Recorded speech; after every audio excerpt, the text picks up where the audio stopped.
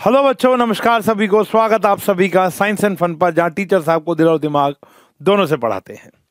तो बच्चों, आप लोगों के फाइनल एग्जाम्स या तो शुरू हो चुके होंगे या बहुत जल्द शुरू होने वाले होंगे।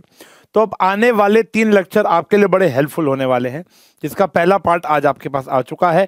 वो है टॉप 30 एमसीक्यू क्वेश्चन। देखो, वैसे तो एमसीक्यू जितने करो उतने कम है, लेकिन आज मेरी कोशिश ये रहेगी कि इन जो 30 एमसीक्यू जो मैंने चुने हैं वो या तो आपके पेपर में डायरेक्टली आ जाएगा या उस जैसा क्वेश्चन आपके पेपर में आने की बहुत ज्यादा संभावना है। क्योंकि ये 30 एमसीक्यू अरे गहरे पेपरों से नहीं चुना गया।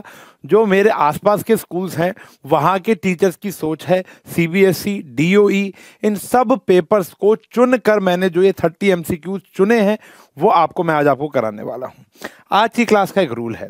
पहला रूल ये है कि आपको हर एक क्वेश्चन में पॉज करके पहले खुद सॉल्व करना है, ऑप्शन को या तो कमेंट करना है या अपने कॉपी में लिख लेना है, और फिर after the end of the session आपने अपने मार्क्स को कमेंट में बताना है। अच्छे हैं या बुरे, ज़्यादा है या कम, आपने कमेंट में बताना है कि भैया मेरे 30 में से कितने नंबर आएंगे। माँ कसम लगेगी सबको। पहली बात।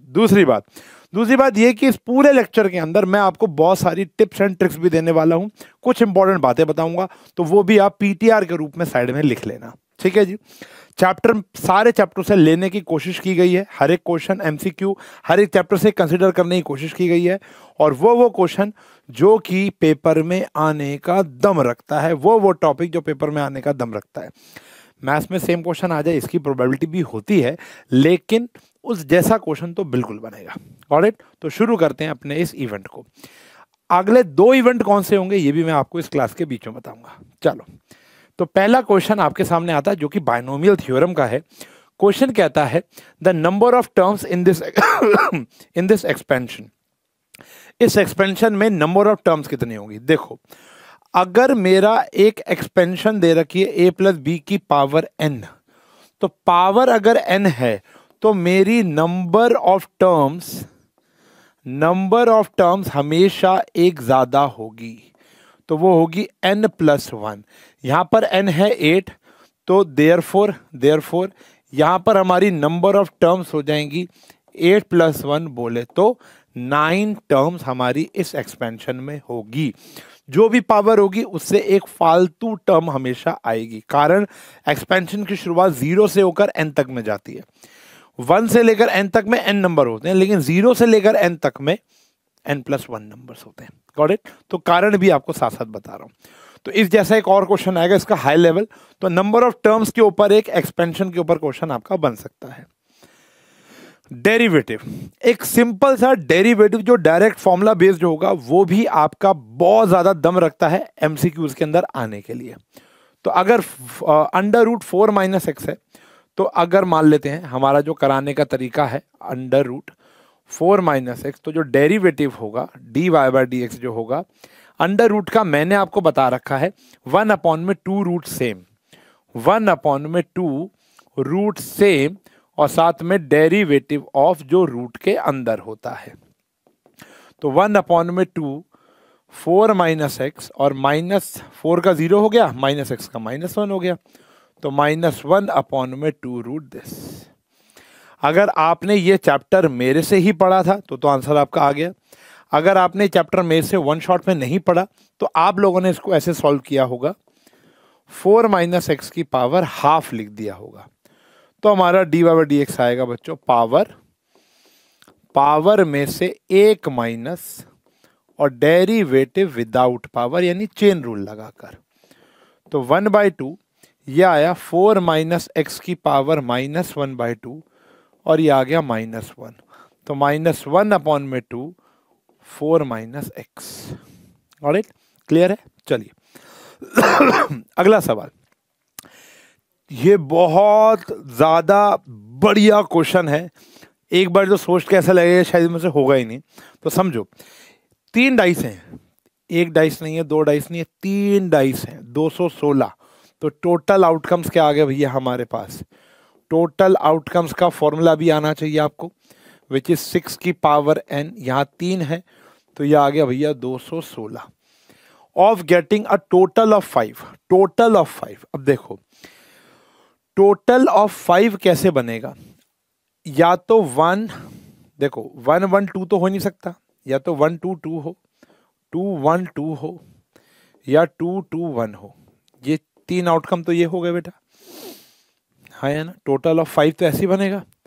अच्छा 1 और कोई ऑप्शन, और कोई ऑप्शन, देखो सिर्फ 3 ही ऐसे आउटकम आ रहे हैं क्या हमारे पास, नहीं नहीं। अब हमारा 5 और कैसे बन सकता है, अगर हम 1 2 3 अगर कंसिडर करें तो बन नहीं सकता, जहां पे एक 3 एलिमेंट आ जाए और एक 1 आ जाए तो भी नहीं बन सकता, तो 1 1 3 करके बन सकता है, 1 1 3 1 3 1 और 3 1 1। Got it. तो 6 आउटकम तो ये आ गए बेटा, 6 आउटकम ये आ गए। और कोई ऑप्शन, अगर मैं 4 ले लेता हूं तो बनेगा ही नहीं कभी भी, 5 ले लेता हूं तो बनेगा ही नहीं कभी, 6 ले लेता हूं कभी भी नहीं बनेगा। तो यानी इन 6 के अलावा और कोई आउटकम मेरे को दिख नहीं रहा है, तो मेरा फेवरेबल आउटकम क्या हो गया, 6। तो प्रोबेबिलिटी आ गई कि जो सम इज 5, तो आंसर इज 6/216, तो आंसर इज 1/36। Answer is 1/36। क्या सर इसके अलावा और कोई नंबर आ सकता है, आ सकता है, लेकिन उसमें बहुत ज़्यादा टाइम लग जाएगा। ये 7 आ जाएगा तो 7 में बहुत सारे आउटकम्स बन सकते हैं, तो मुझे लगता नहीं है, मुझे लगता है कि 4 या 5 वाला ही क्वेश्चन आपके एग्जाम में बन सकता है। बनेगा तो मार्क्स ज़्यादा हो जाएंगे वहां पर। Mean of first natural number, mean of first in नहीं है, mean of first and natural number. देखो सबसे पहले तो आपको 2 फॉर्मूले याद रखने हैं। पहले तो आपको ये 10th स्टैंडर्ड में पढ़ा था, पहले आपको याद रखना है sum of n natural number. N natural number का जो सम होता है वो होता है n + 1/2, और sum of first n odd natural number, उसका जो सम होता है वो होता है n²। ये 2 फॉर्मूले याद रखने। अब आपको मीन निकालना है, मीन का फॉर्मूला होता है सिग्मा x अपॉन में n। सिग्मा x क्या है, sum of all natural number is this, upon में n कितना आ गया ये, तो आंसर इज n + 1/2। ठीक है जी, n + 1/2 ये मीन है, ये सम है, ये मीन है। और अगर पूछता mean of first n odd natural number, तो n²/n यानी n ही हो जाएगा। ठीक है ना, तो ये 2 फॉर्मूले याद रख लेना, आपको काम हो जाएगा। ये सीक्वेंस इन सीरीज का क्वेश्चन है बेटा। ठीक है, perpendicular distance of the point. अब ये परपेंडिकुलर डिस्टेंस यहां पर आपसे पूछा है एक्स वाई प्लेन से, आपसे सिर्फ एक्स एक्सिस से ही पूछा जा सकता है, वाई एक्सिस से, जेड एक्सिस से, X Y plane, Y Z plane, Z X plane. तो एक पॉइंट दे रखा है 5 6 और 7, और एक पॉइंट बी ले लो एक्स वाई प्लेन पर। अब एक्स तो होगा ही नहीं, अब एक्स वाई प्लेन पर अगर है बेटा, मैं आपको बता दूं ये डायरेक्ट ही हो जाएगा, तो जो डिस्टेंस होगा एक्स वाई प्लेन पर वो आएगा 7 यूनिट्स। वो क्या आएगा बेटा हमारा 7 यूनिट्स, ये आ जाएगा। ठीक है ना, 7 यूनिट्स, यानी एक्स वाई प्लेन पर एक्स और वाई तो होते हैं लेकिन जेड नहीं होता। मतलब अगर मैं इसका बी पॉइंट लिखूं जो कि एक्स वाई प्लेन पर आएगा, तो एक्स वाई और यहां पर क्या आ जाएगा बेटा हमारा 0, यहां पर आ जाएगा हमारा 0, जेड क्या होगा 0। मान लो इसी का डिस्टेंस आपसे एक्स एक्सिस से पूछा जाता, तो उसके ऊपर जो पॉइंट होते वो होता 5 0 0, तो 5 0 0 से इसका डिस्टेंस फॉर्मूला लगा लेते। कोई प्लेन से पूछेगा, मान लो यहाँ पे क्या पूछा एक्स वाई प्लेन, तो आंसर सीधा क्या हो गया 7। मान लो पूछता एक्स जेड प्लेन, तो आंसर हो जाता 6। कोई पूछता वाई जेड प्लेन, तो आंसर होता 5। लेकिन अगर एक्स एक्सिस से पूछेगा तो आपको डिस्टेंस फॉर्मूला निकालना पड़ेगा, यानी फिर वही 5 - 5 का होल स्क्वायर, फिर आया 6 - 0 का होल स्क्वायर, और 7 - 0 का होल स्क्वायर। कोई अगर आपसे वाई एक्सिस से पूछेगा तो वो डिस्टेंस हो जाएगा 0 6 और 0, फिर आप डिस्टेंस दोबारा निकालोगे। कॉन्सेप्ट क्लियर हो गया? ठीक है जी। अच्छा, अगर इसी क्वेश्चन में आपको ये पॉइंट दिया होता -7, 5 6 -7 दिया होता तो भी आंसर 7 ही होता, क्योंकि डिस्टेंस कभी भी नेगेटिव नहीं होता। ये 2 बातें ध्यान रखेंगे बेटा। चलो बहुत ही बढ़िया। अगला सवाल, the vertices of a triangle centroid. अब एक क्वेश्चन है जो देखो सेक्शन फॉर्मूला तो आपका डिलीट हो गया, तो अब हाईलाइट क्या है? हाईलाइट ये या तो मिड पॉइंट फॉर्मूला, या देखो मिड पॉइंट फॉर्मूला भी ज्यादा नहीं पूछेगा, या तो मिड पॉइंट फॉर्मूला या सेंट्रोइड, ये हाईलाइट हो चुका है। तो जो हमारा चैप्टर नंबर तो खैर अब चेंज हो गया नई पुरानी में, जो हमारा इंट्रोडक्शन टू 3D है वहाँ पे दो ही चीज़ें इंपॉर्टेंट हो गई अब, एक है डिस्टेंस और एक है सेंट्रोइड। तो सेंट्रोइड का फॉर्मूला जो होता है बहुत ही सिंपल है, याद होगा आई होप, वो होता है x1 plus x2 plus x3 divide by 3, y1 plus y2 plus y3 divide by 3। ठीक है जी, तो यहाँ पर आया -1 प्लस 2 प्लस 5 बाई 3, मतलब z भी लगा देना, यहाँ पर z भी लगा देना, ओके ना, 3D है ना, z1 plus z2 plus z3 by 3। यहाँ पर आ गया बेटा कितना, 3 plus 5 plus 4 by 3, 1 plus 4 plus 1 by 3, तो ये कितना हो गया भैया 6 बाई 3 यानी 2, ये कितना हो गया 12 बाई 3 यानी 4, और ये कितना हो गया 6 बाई 3 यानी 2। This is centroid, this is centroid, got it, okay. अच्छा, आई होप कि आप वीडियो को पॉज करके पहले खुद आंसर निकाल रहे होगे, तभी मज़ा आएगा भैया, वरना मज़ा नहीं आएगा। तभी तो पता चलेगा कितने पानी में आप लोग। जस्ट रिवीजन क्लासेस है बेटा ये, ठीक है ना, यहाँ पर रिवीजन है, इंपॉर्टेंट तो ये है ही है। इस जैसे 5-5, 10-10 आप कर लोगे तो और बढ़िया। अच्छा, अब सोर्स की बात करते हैं, कहाँ से करोगे। पहला एनसीईआरटी एग्जाम्पलर, बहुत सारे एमसीक्यूज, ट्रू फॉल्स और फिल इन द ब्लैंक्स आपको दिए हुए हैं, वहाँ से करोगे।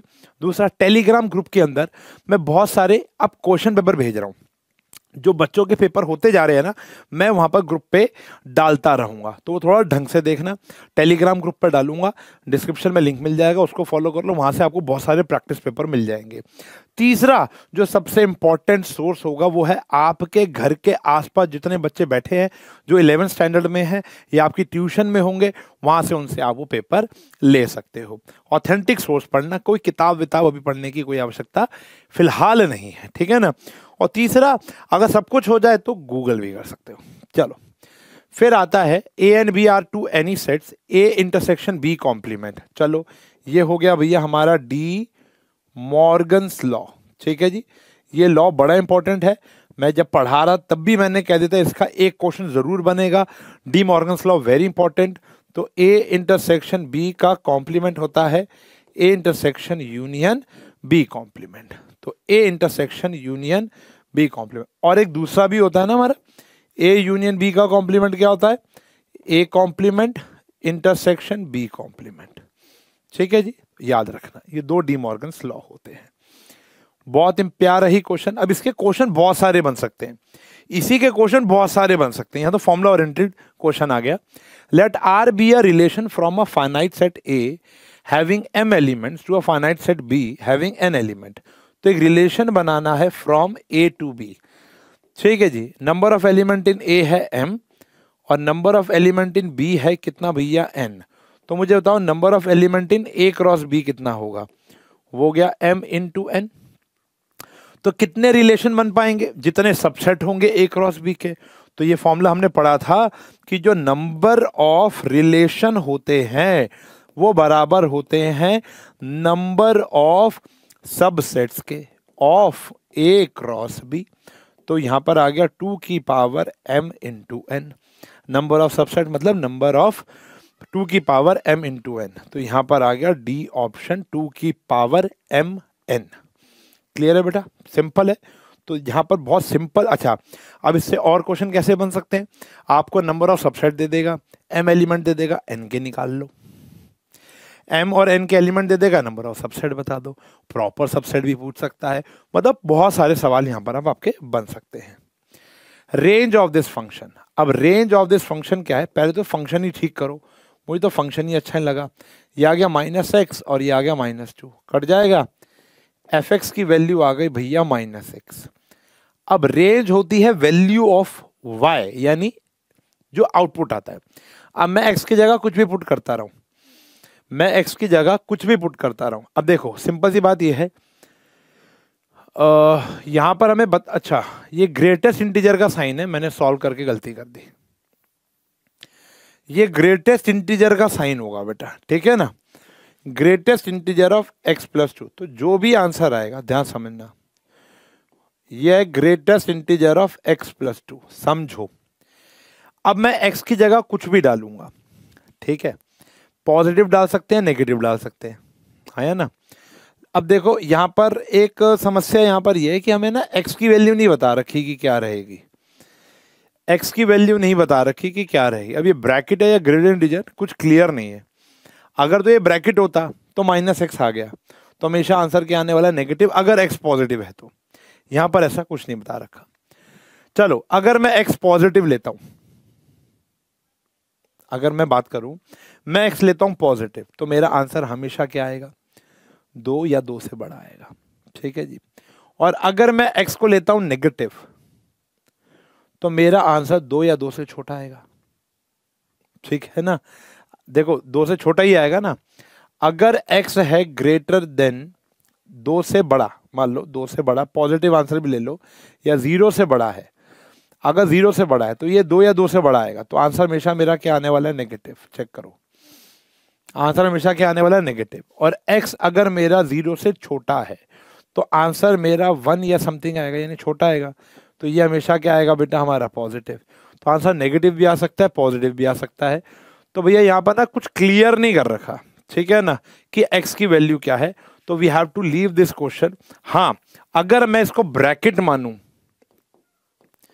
तो 2 - x - 2 आया, तो ये आया -x। अगर मैं उसको ब्रैकेट मानता हूं, ग्रेटेस्ट इंटीजर साइन नहीं मानता, तो अगर मैं ये -x मानता हूं, तो -x की अगर बात करो और x हमेशा एक पॉजिटिव है, तो x हमेशा एक पॉजिटिव है, तो मेरा आंसर हमेशा क्या आएगा, नेगेटिव। अगर x is always greater than 0, x is always greater than क्या है, इक्वल्स टू 0, अगर ऐसा है तो, या ये ब्रैकेट नहीं होगा, मॉड्यूलस भी हो सकता है, ठीक है ना। तो 2 या 2 से छोटा भी होगा, तो डिपेंड। तो मैंने आपको तीनों आंसर बता दिए, उससे तो कोई ऑप्शन आ नहीं रहा। अगर हाँ, एक ऑप्शन और मैं बना सकता हूं कि मान लेते हैं कि ये मॉड्यूलस था, मान लो टीम ने टाइपिंग मिस्टेक कर दी हो, मॉड्यूलस था, तो ये तो हमेशा पॉजिटिव आएगा, और 2 में से कुछ भी पॉजिटिव जाएगा तो वो या तो 2 से छोटा होगा या वो 2 से बड़ा भी हो सकता है। तो ये भी नेगेटिव और -इनफाइनाइट से पॉजिटिव इनफाइनाइट तक आंसर आ सकता है।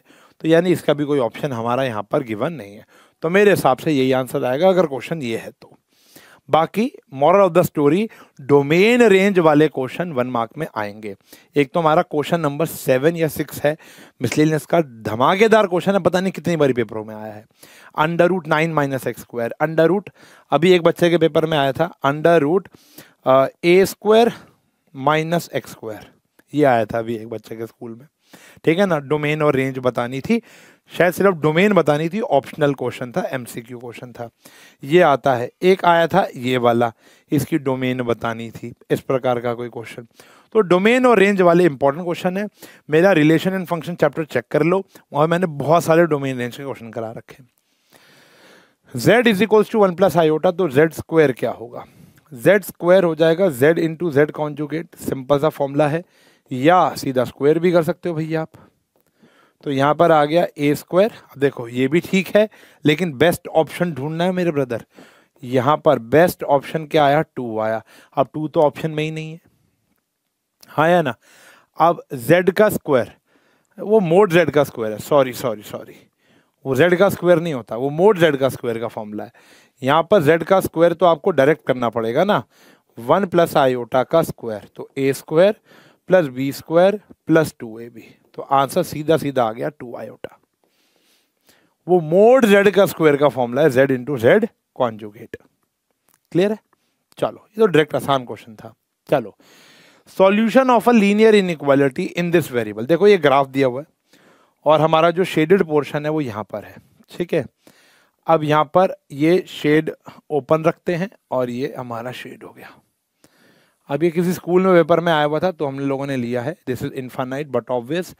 तो आंसर हो जाएगा 9/2 से इनफाइनाइट, 9/2 इज नॉट इंक्लूडेड। तो 9/2 से इनफाइनाइट, 9/2 इज नॉट इंक्लूडेड, ठीक है जी, क्योंकि ये खाली है, ये भरा हुआ नहीं है। Got it? सिंपल। तो लीनियर इनइक्वालिटी, और लीनियर इनइक्वालिटी का सॉल्व करने वाला क्वेश्चन भी इंपॉर्टेंट है।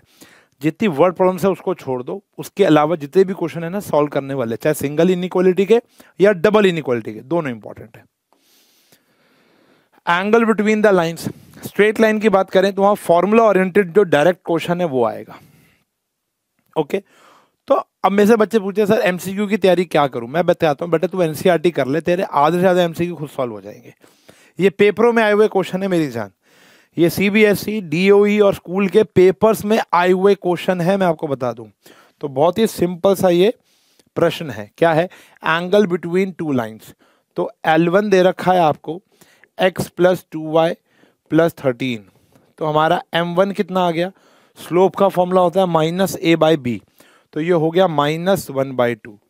L2 की वैल्यू क्या है, 2x माइनस वाई प्लस 7 = 0, तो M2 कितना हो गया भैया, -a बाई बी यानी 2 हो गया।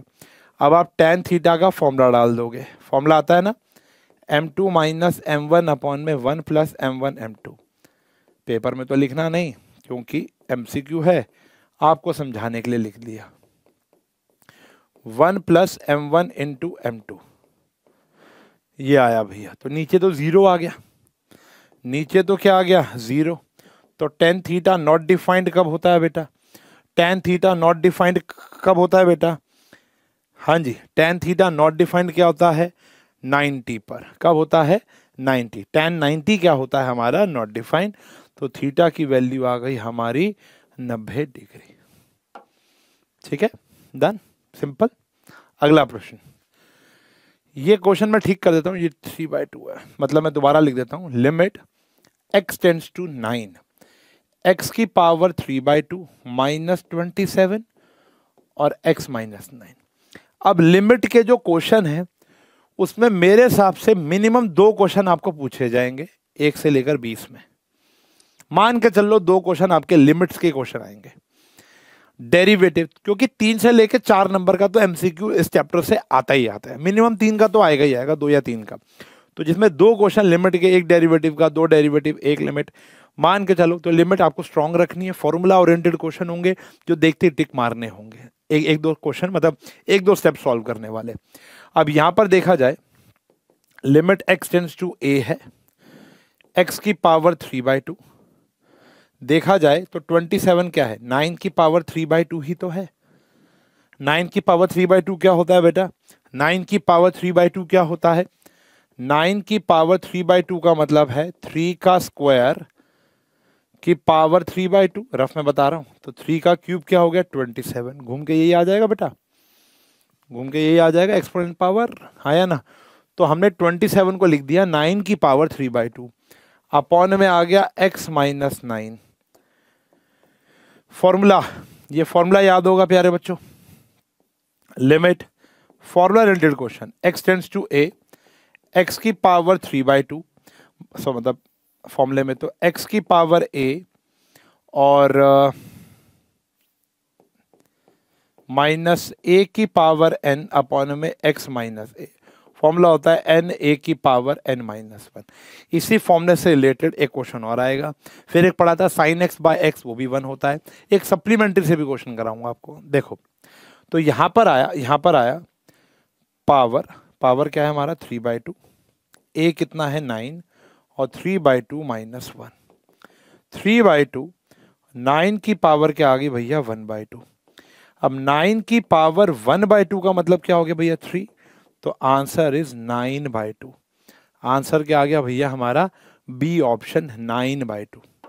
अभी सारा गेम फॉर्मूले का है, देखती पहचान में आ गया, x टेंड्स टू 9, ठीक है जी। पावर, अजीब सी पावर जब आती है ना तो समझ लो यही वाला काम करना है, √x आ जाए या x की पावर 5, 10, हमने एनसीईआरटी 15 तक किया हुआ है, तो वो वाले क्वेश्चन है। गॉट इट, आगे बढ़ना। हाँ जी, क्या कह रहा है, नंबर ऑफ टर्म्स, मैंने कहा नंबर ऑफ टर्म्स का भी पहला क्वेश्चन कराया, अब एक और क्वेश्चन आ गया। अब देखो यहां पर बहुत इंपॉर्टेंट सी बात यह है, 1 + 2x की पावर 9 और 1 - 2x की पावर 9 और बीच में क्या है प्लस। इसकी कितनी टर्म्स आएंगी भैया 10 टर्म्स। सॉल्व नहीं करना है इसको, इसकी कितनी टर्म्स आएंगी भैया 10 टर्म्स। अब देखो इसकी जो odd number of even number of terms होंगी वो कैंसिल हो जाएंगी, क्योंकि यहाँ पे प्लस है और यहाँ पर क्या है माइनस। प्लस में तो सारी की सारी प्लस होंगी, plus plus plus so on. और यहाँ पर क्या होगी, plus minus plus minus plus minus so on. तो माइनस से माइनस प्लस वाली कैंसिल होती रहेगी बेटा, हाँ या ना, ये कैंसिल होती रहेगी भैया, बोलो, ये कैंसिल होती रहेगी। तो अब यहाँ पर क्या गेम है, क्या गेम है कि 5 टर्म्स कैंसिल हो जाएंगी और 5 टर्म्स बच जाएंगी। 10 में से 5 कैंसिल, 5 बच जाएंगी। तो कितनी टर्म्स बच जाएंगी बेटा हमारी, 5।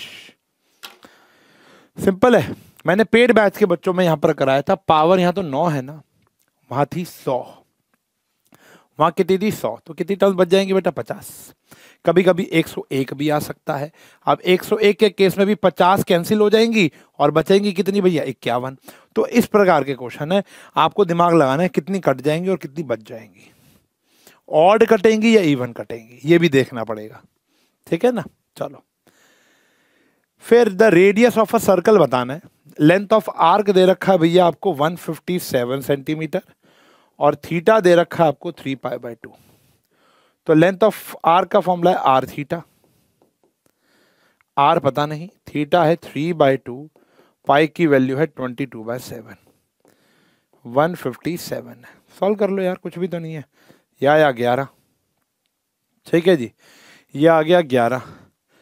अब 7 से मल्टीप्लाई और इससे डिवाइड कर दो, 157 7 5। तो आंसर तो भैया फ्रैक्शन में ही आने वाला है हमारा, मेरे हिसाब से तो 157 है या 152, 154 भी हो सकता है, 154 होना चाहिए। चलो देखते हैं, साफ साफ करते हैं ना। लेंथ ऑफ आर का फॉर्मूला क्या है, 150 आर थीटा 157 के बराबर है, आर निकालना है, थीटा की वैल्यू है 3π/2, 157। तो आर की वैल्यू आ गई 157 इंटू में 2 3 22/7, ऐसे आया बेटा ये, ठीक है। तो यहां पर ये 3 के टेल में भी नहीं जा रहा, ये 11 पे आया, और तो कुछ कैंसिल ही नहीं हो रहा, और तो कुछ कैंसिल ही नहीं हो रहा। तो मेरे हिसाब से making an angle with the centre radii whose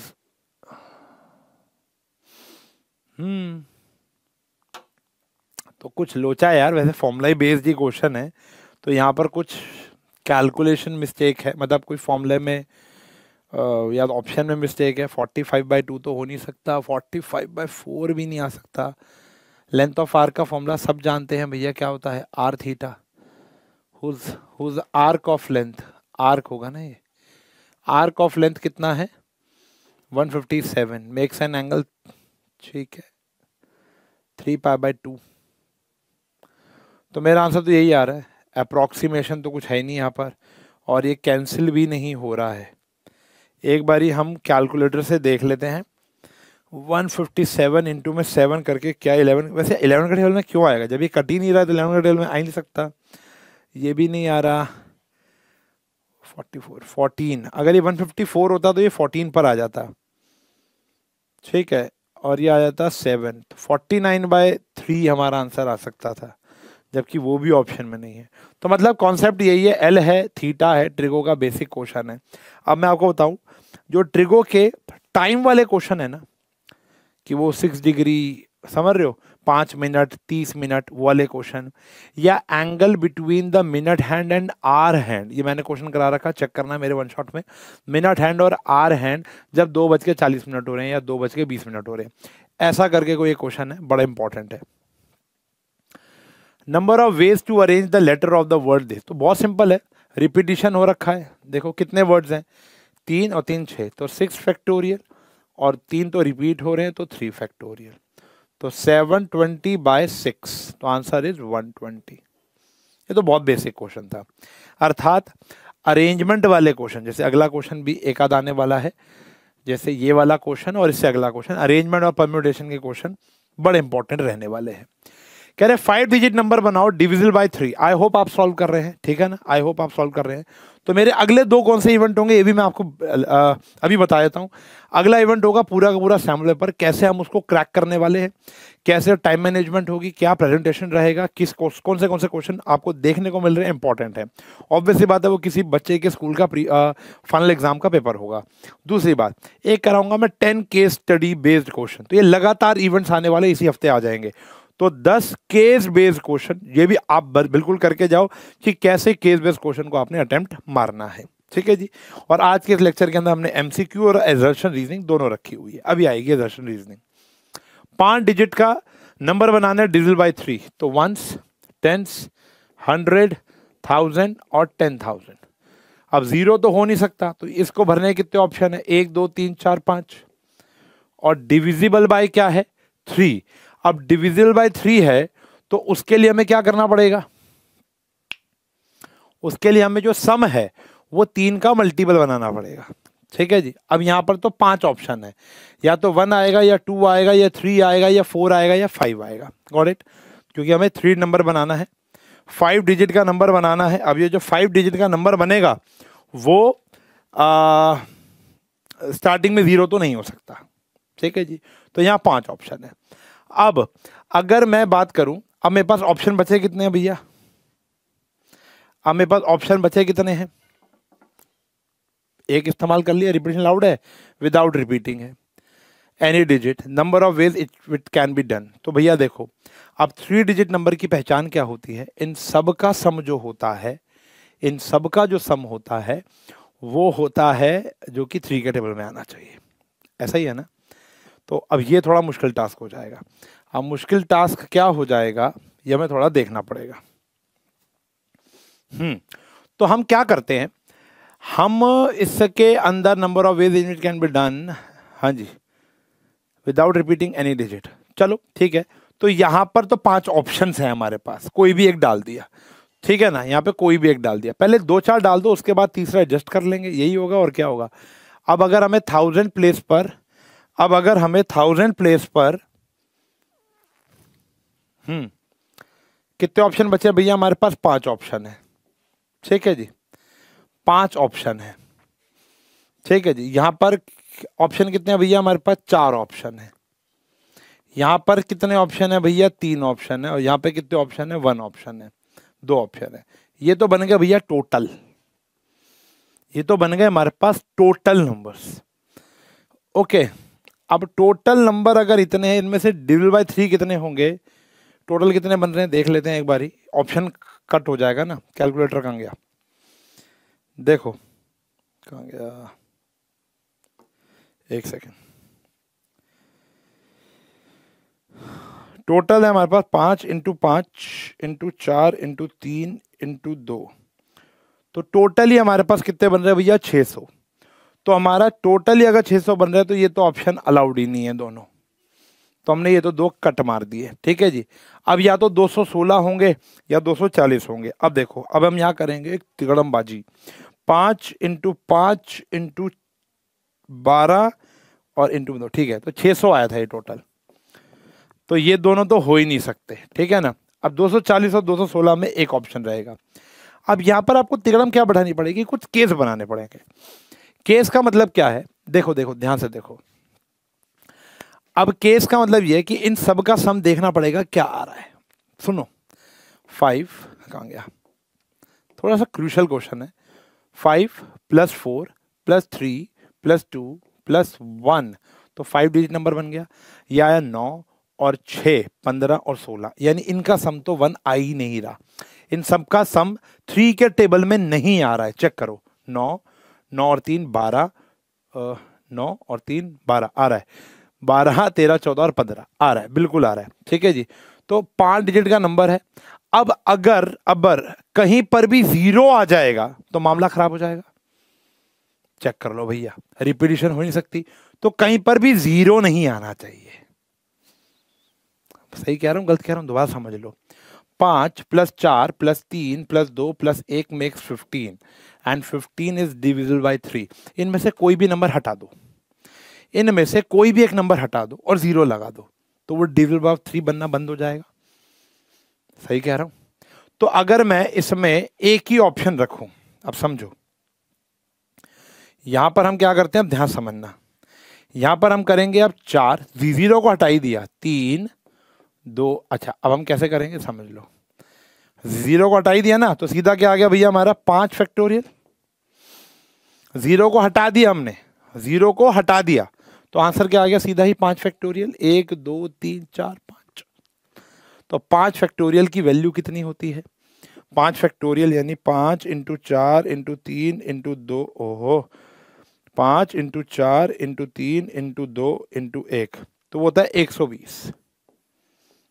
समझे, वो कितना होता है बेटा, 120। लेकिन अभी क्वेश्चन खत्म नहीं हुआ, अब इसमें दो केस बनेंगे, इसमें दो केस बनेंगे, इसको 5 4 3 2 1 मल्टीप्लाई हो रहा है, फिर 5 4 3 2 1 मल्टीप्लाई होगा, दो केस बनेंगे, तो बीच में क्या आता है या, तो आंसर कितना आ गया भैया हमारा 240।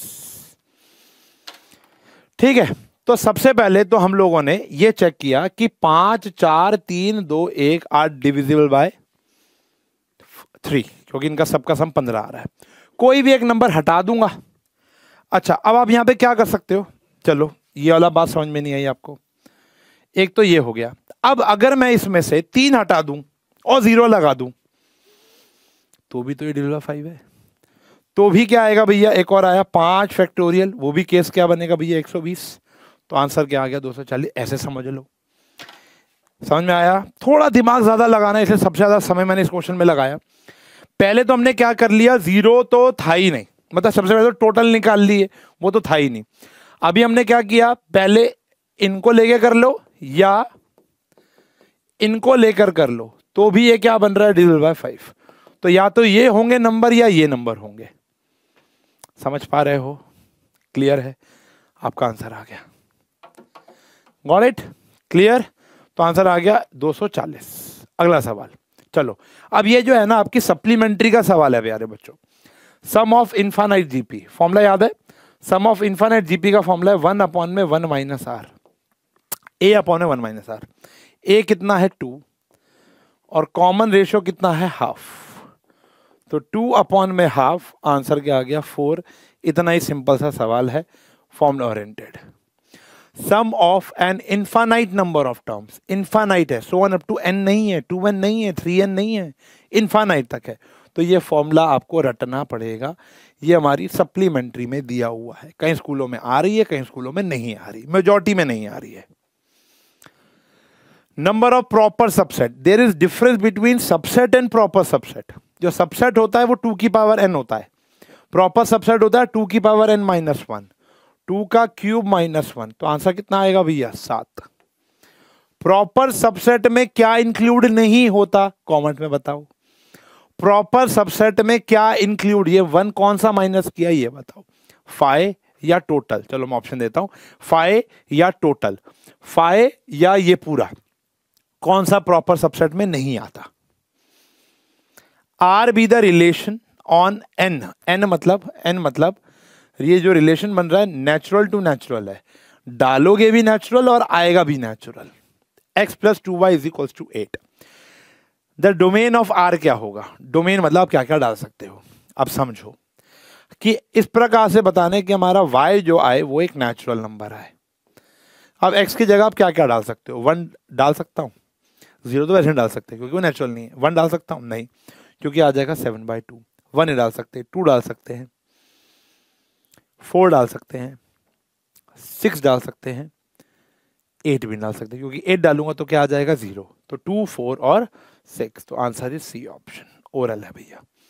नेचुरल टू नेचुरल है, यानी डालोगे भी नेचुरल और आपका रिजल्ट भी क्या आएगा बेटा, नेचुरल आएगा। क्लियर है? डन। आगे, complex number lies in which quadrant. पहले स्टैंडर्ड फॉर्म, रामबाण इलाज है कॉम्प्लेक्स नंबर का स्टैंडर्ड फॉर्म। तो देखो 1 प्लस 2 आयोटा, फटाफट से आप लोग भी करो, 1 plus iota 1 plus iota, 1 plus iota plus 2 iota plus 2 iota square, upon में कितना आया 2, ए प्लस बी ए माइनस बी, ए स्क्वायर माइनस बी स्क्वायर, तो ये आ गया 1 प्लस 3 आयोटा माइनस 2 अपॉन में 2। यहां पर आया -1 + 3 आयोटा। तो ये पॉजिटिव, ये नेगेटिव है और ये पॉजिटिव है। नेगेटिव कॉमा पॉजिटिव कौन सा क्वाड्रेंट होता है बेटा हमारा? Second quadrant. तो आंसर आ गया हमारा सेकंड क्वाड्रेंट। क्लियर है? डन। अगला सवाल बहुत सिंपल क्वेश्चन था ये तो, quadrant based. In how many ways 5 boys and 3 girls sit in a row so that 2 girls are together. Are together नहीं होगा, आर नॉट टुगेदर होगा। 2 गर्ल्स आर नॉट टुगेदर होगा। ठीक है जी, आर नॉट टुगेदर होगा। टुगेदर आ जाएंगे तो डायरेक्ट क्वेश्चन सॉल्व हो जाएगा ना। 5 boys and 3 girls, 2 girls are not together. तो पहले बॉयज को बैठाओ भैया। तो पहले 5 बॉयज को बैठाने के लिए तो सीधा सीधा आ गया हमारा 5 फैक्टोरियल, और यहां पर बैठ सकती हैं गर्ल्स। ठीक है जी। तो अगर हमारे पास यहां पर गर्ल्स बैठ सकती है तो गर्ल्स को बैठाने के लिए सीट कितनी है बेटा हमारे पास? 6, लेकिन we can fill only 3 seats. तो यहां पर आ गया 6p3, 6p3, 6p3 into 5 factorial. तो ऑप्शन आ गया भैया सी ऑप्शन। ठीक है जी। अब बच्चे बोलते हैं सर इसको भी हटा दो, तो 4p3 भी हो सकता है। नहीं, क्योंकि ये भी जगह ऐसी है जहां पर गर्ल्स को बैठाया जा सकता है, तो वहां पर कोई भी 2 गर्ल्स इकट्ठे नहीं आएंगी। और ये हमारी एनसीईआरटी का एग्जाम्पल है, एनसीईआरटी का लास्ट एग्जाम्पल है, लास्ट एग्जाम्पल। ठीक है। तो परम्यूटेशन कॉम्बिनेशन से भी मैक्सिमम देखो, limits and derivatives, permutation combination, high value question आते हैं, हाई रेटेड क्वेश्चन आएंगे हमारे एमसीक्यू में।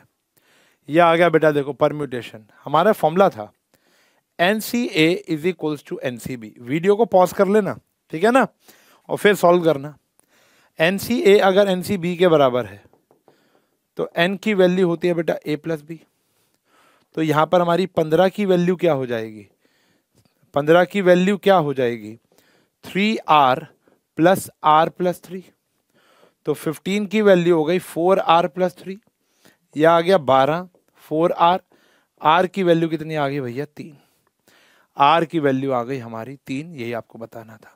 तो ये एक फॉर्मूला लगता है, NCA अगर NCB के बराबर है तो देयरफॉर हमारा N जो होगा वो A + B के बराबर होगा।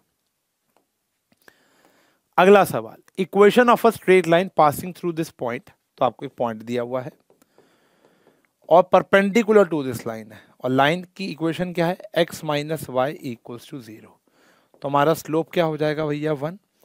L1 परपेंडिकुलर है L2 के, तो m1 इंटू m2 क्या हो जाएगा भैया? -1। तो m2 की वैल्यू क्या आ जाएगी हमारी? -1। अब आप इक्वेशन निकाल लो, y - y1 slope x - x1, y - 2 -x + 3, x + y - 5 = 0। B option. Straightforward question है। ठीक है जी। ये क्वेश्चन 9.1 स्ट्रेट लाइन की बात करो, 9.1, 9.2 डायरेक्ट स्ट्रेट फॉरवर्ड, पूरी कर लो। 1 नंबर का क्वेश्चन, 2 नंबर का क्वेश्चन तैयार हो जाएगा। फिर आया लिमिट का वही वाला क्वेश्चन बेटा जो भी हमने किया, limit x tends to 2, formula भी बताया था। अब यहां पर n की वैल्यू निकालनी है। क्या हो गया? n 2 की पावर n - 1, यह आ गया 80। अब आपको 80 के टुकड़े करने पड़ेंगे। तो 80 के प्राइम फैक्टर क्या है? आओ जी देखो, 2। यहां पर आया हमारा कितना? चलो 80 के आसपास कोई ऐसा नंबर जो 2 के मल्टीपल में हो, जो 2 के मल्टीपल में हो, तो वो आपको देखना पड़ेगा। इसलिए हम यहाँ पे क्या कर रहे हैं? 40। 2 यहाँ पर आया जी हमारा 20, फिर 2 यहाँ पर आया जी हमारा 10, फिर 2 यहाँ पर आया हमारा 5, और 5 आ गया 1। तो मैं कह सकता हूँ 5 इंटू 2 की पावर 4 आ गया। तो देखो n 2 की पावर n - 1 क्या आ गया? 5 इंटू 2 की पावर 4। इसको हम क्या लिख सकते हैं बेटा? 5 इंटू 2 की पावर 5 - 1। तो n की वैल्यू कितनी आ गई भैया? 5। n की वैल्यू आ गई हमारी 5। सही है प्यारे बच्चों? यस और नो? क्लियर है? अगला सवाल, फिर लिमिट के क्वेश्चन एक और आ गया। अभी देखो ये फॉर्मूला है हमारा, मैंने कहा था इस फॉर्मूले का टैटू बनवा लेना। 1 - cos थीटा होता है 2 sin स्क्वायर एंगल का आधा। एक फॉर्मूला ये लगेगा पहला। दूसरा एक लिमिट का फॉर्मूला लगेगा, लिमिट 0 होनी चाहिए, साइन एक्स अपॉन में एक्स, सीधा आंसर क्या आता है बेटा 1। L hospital rule, sandwich theorem, सब पढ़ाई हुई है। लिमिट एक्स टेंड्स टू 0, क्या आ जाएगा 2 sine square M X by 2, 2 sine square N X by 2, 2 से 2 तो कट गया। अब अगर घी सीधी उंगली से नहीं निकलता तो क्या करते थे, जो एंगल होता था उससे मल्टीप्लाई और डिवाइड कर लेते थे। तो यहां पर आ गया भैया sine square M X by 2, square है तो एंगल का भी स्क्वायर हो जाएगा, M square X square by 4, M square X square by 4 whole divide by, यहां पर आ जाएगा हमारा sine square N X by 2, फिर वही N square X square by 4, और यहां पर आ गया N square X square by 4। ये क्या बन गया बेटा 1, ये भी बन गया 1, 4 से 4, एक्स स्क्वायर से एक्स स्क्वायर, आंसर आ गया M square by N square. यही हमारा उत्तर है। ठीक है जी, 2 मार्क्स में भी ये क्वेश्चन उतना ही इंपॉर्टेंट है जितना ये 1 मार्क में है यहाँ पर। Got it. और ये पेड बैच वाले बच्चे अगर देख रहे होंगे तो सेम क्वेश्चन में ऑलरेडी करा चुका हूँ, एमसीक्यू में कराया था। There are 2 children in a family, probability that both of them are boys. तो पहले देखो टोटल आउटकम्स क्या आएगा। टोटल आउटकम सैंपल स्पेस बना लेते हैं, दोनों बॉयज हो सकते हैं, बॉय गर्ल, गर्ल बॉय और गर्ल गर्ल, तो 1/4 इज द आंसर। इससे सिंपल कोई क्वेश्चन ही नहीं है, हाँ या ना। हाँ, इसमें एक अच्छा क्वेश्चन क्या बन सकता था, एटलीस्ट 1 गर्ल एटमोस्ट 1 बॉय, कर लेना भैया। चलो एटलीस्ट 1 गर्ल की प्रोबेबिलिटी बताओ सेम क्वेश्चन में, एटलीस्ट 1 गर्ल की प्रोबेबिलिटी।